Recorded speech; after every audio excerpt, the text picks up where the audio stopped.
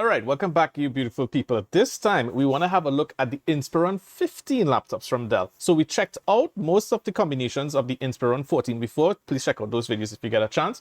But for those of you who want more real estate, I think that is one of the reasons why maybe you would want an Inspiron 15, meaning it's like 15 inches, right? As opposed to 14 inches, right? For those of you who don't know too much about the specs and stuff like that. But we'll go through the specs.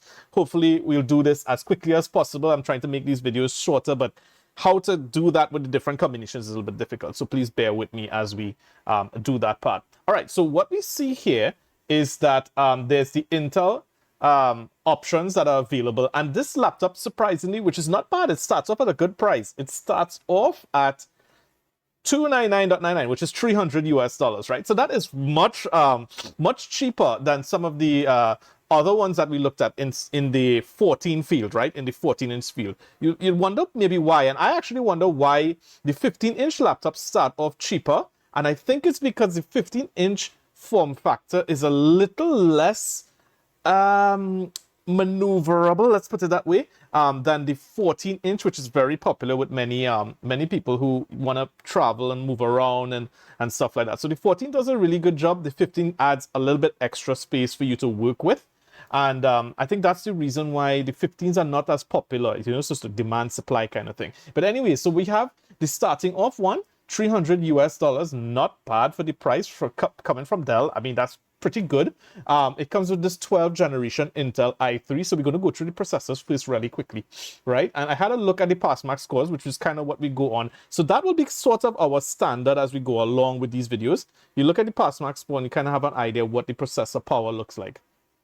So this initial one is the first one. That's the i3-1215U, pass mark 10,000. Remember I said anything over 10,000 is probably a decent laptop. Not a superb laptop for processing power, but a decent laptop that will get you by with most business work. We're not talking about media, video, or and audio editing, but you will get away with some of that, but it might just be a little bit slower.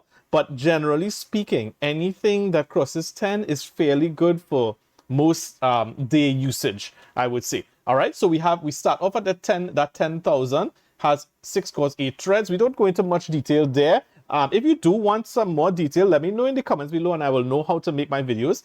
But this is what the first one looks like. Now there is the second one. These are 12 gen, and let's just double check when these are made.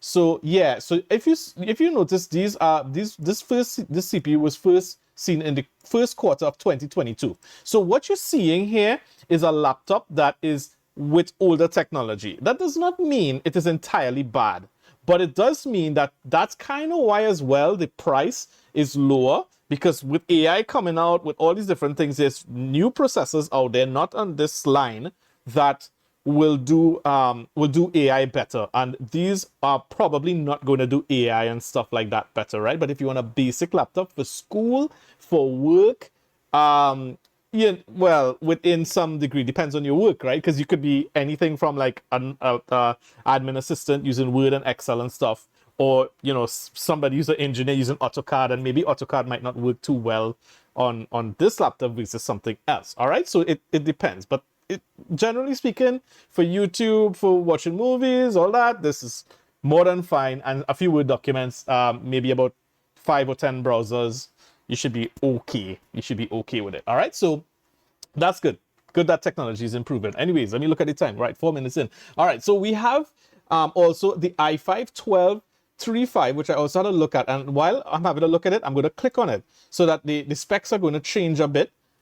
We see that it goes up by was it 300 before, so it went up by $150 US for this. Let's look at the pass mark, see whether that's worth it. So this is the i5 processor, and it went up to 13. So I don't know, like I don't know in the sense that whether it's worth it.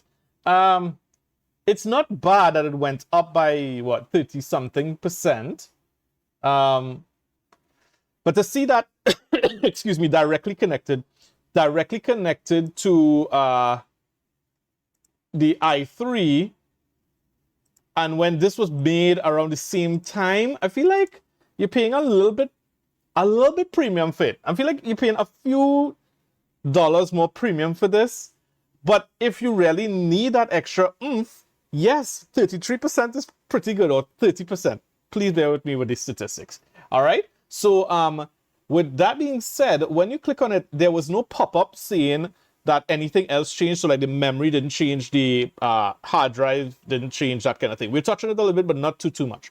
But for those of you who don't know about it, yes, just stay tuned and we'll touch on it a little bit. All right, so then we go to the i7, right? So there's the i3, that's like lower. There's the i5 in middle range, and then there's the i7, which is usually the upper range. But check this out, right? When you click on this, right? So when you click on it, it forces you to upgrade from the Intel UHD to the Iris graphics, which is supposed to be, I think, a little bit better.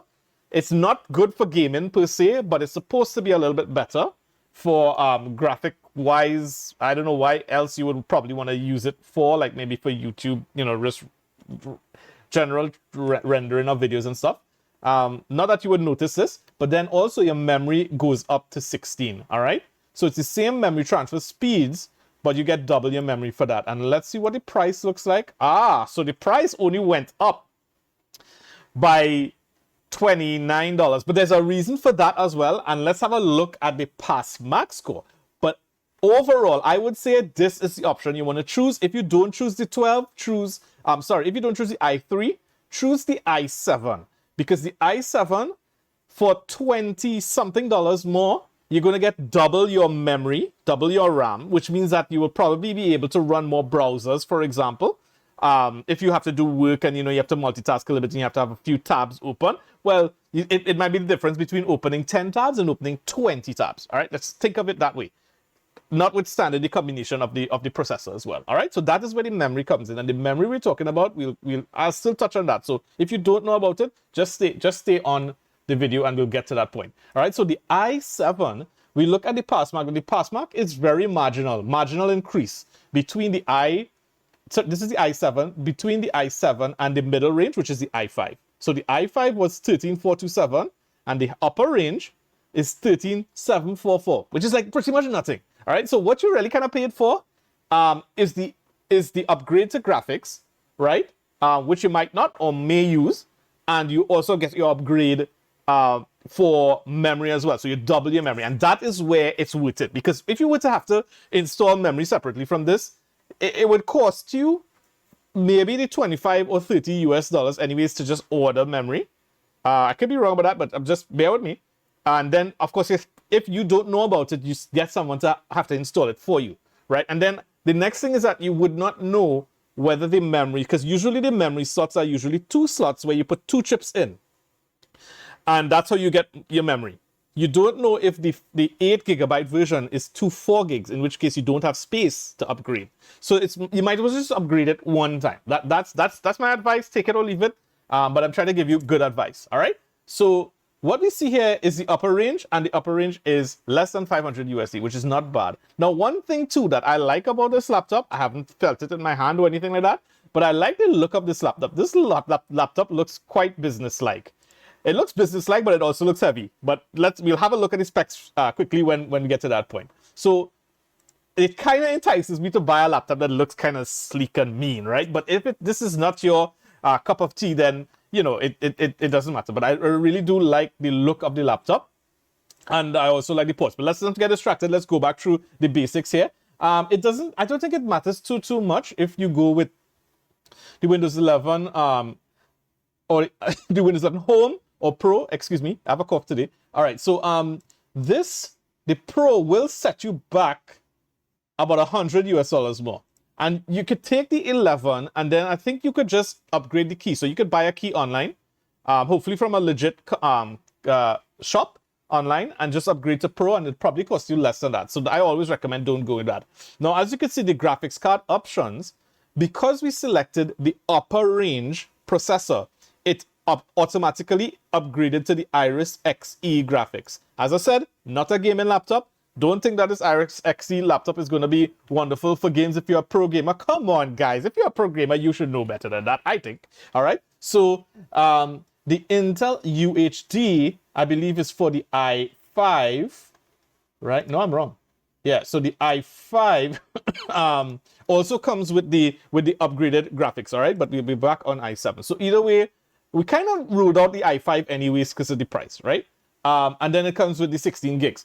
Now, the memory transfers, the options for the memory is there's no difference in terms of speed, so it's just a matter of how much more memory you will have. And that memory is mostly used, as I said, for, like, for example, tabs, you know, like when you have multiple tabs open or multiple apps open, the more memory you have usually is a little bit better for you in terms of how many more apps you could run without it slowing down the machine. It will slow down the machine, but it will slow it down less. Let's put it that way. So when you run, let's say you have 5 tabs and you have 8 gigs, that's fine.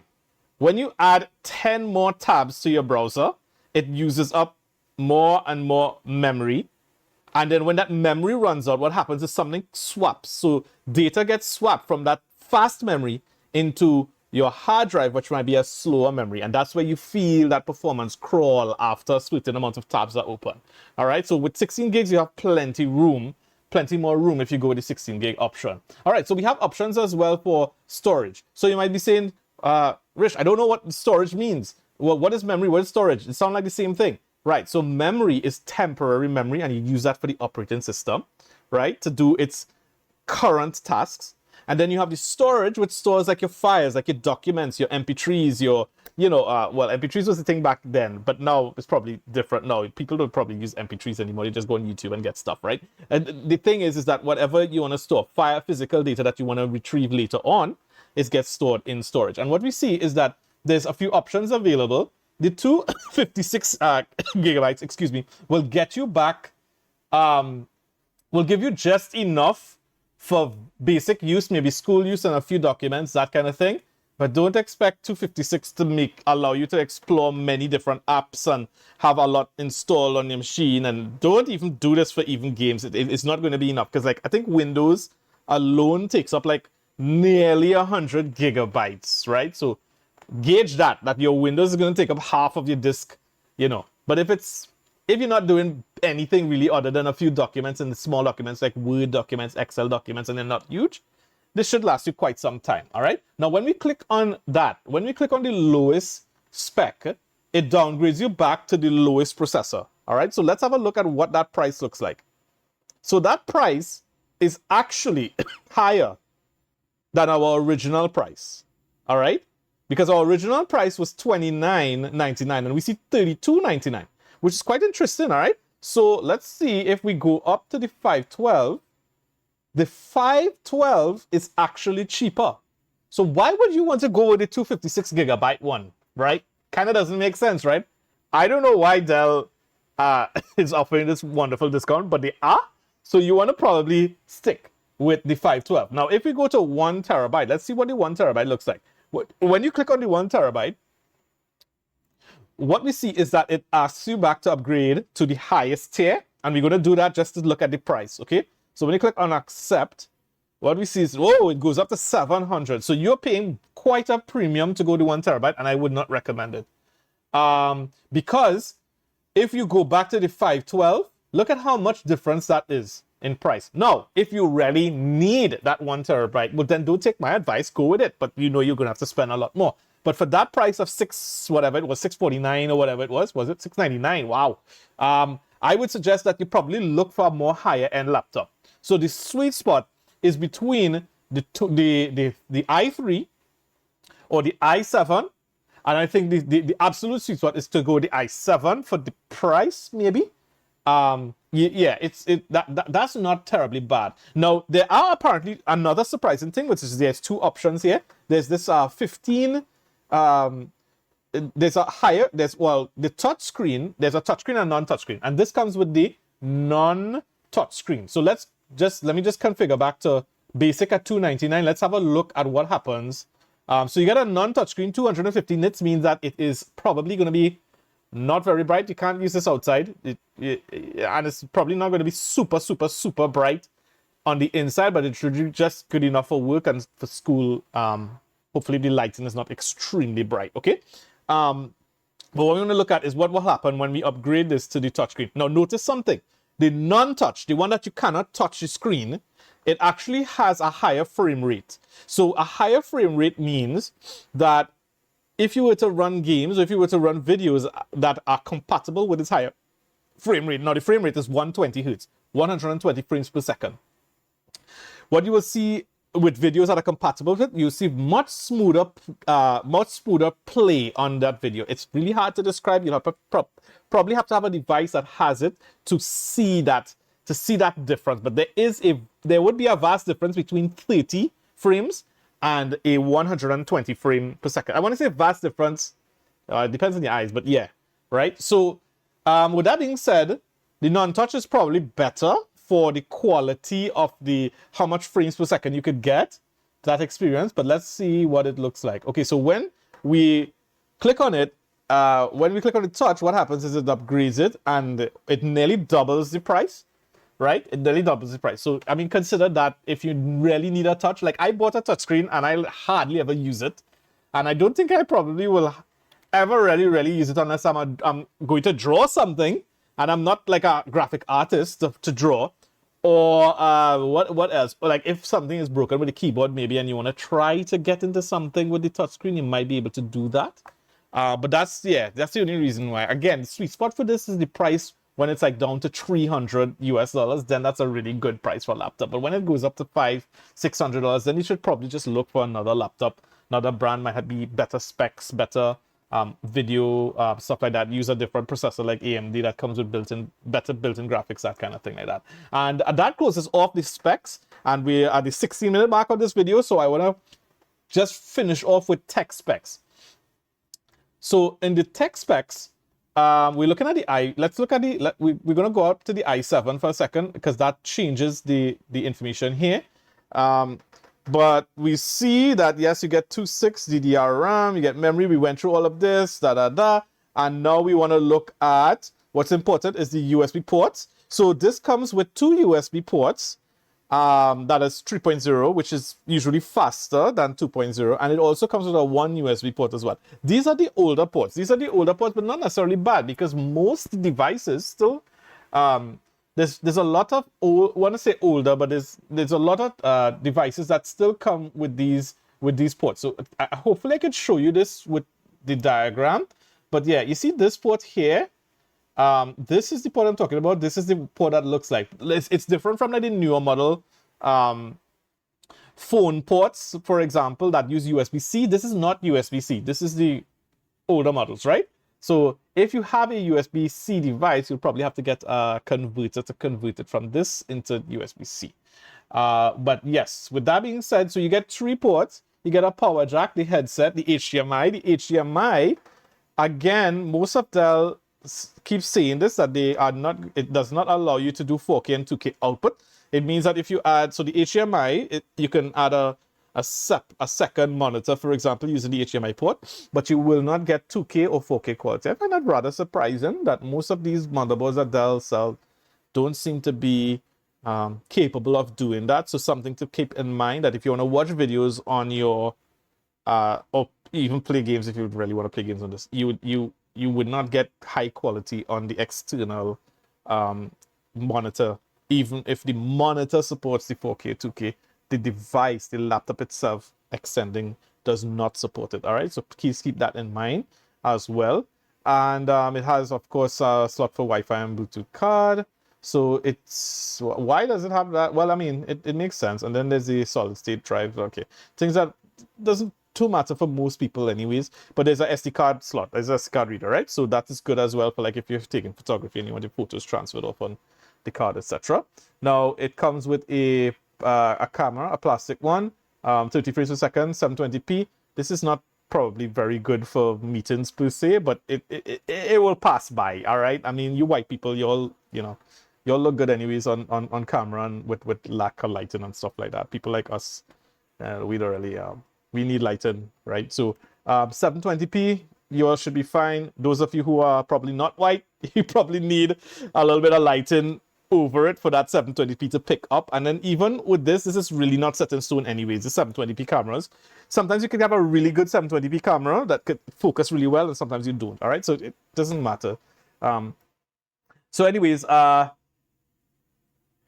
speakers, they don't tell you what the battery life looks like. I wouldn't expect much from the battery life. I mean, being that it's a 2022 model, and you know, they have been pushing the limits on energy efficiency, but I would guess that battery life would be about 6 hours maybe. Luckily, if you're lucky, I would say 4 to 6 hours is what you probably would try to expect from this laptop. The weight, you know, weight is a very important thing. The weight of this is nearly 4 pounds. It's kind of heavy.